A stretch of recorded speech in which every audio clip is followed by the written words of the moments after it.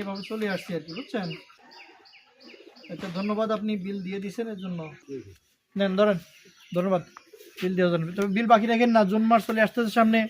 এখন বিল বাকি রাখলে কিন্তু লাইন কেটে দিলে আবার এর সাথে আবার 800-800 জরিমানা দিয়ে আপনার লাইন নামাইতে হবে। ঝামেলার দরকার কি, সময় মতো বিল পরিশোধ করবেন। কি বলেন কাকু? আর কি বলতেছেন, মিটার কি সমস্যা? মিটার সমস্যা হলে বিলের কাগজেও হয়, মানে আপনার ওই যে ঘরের ভিতরে ওয়্যারিং এর ত্রুটি থাকলে সমস্যা হয় না, মিটার সমস্যা নাই।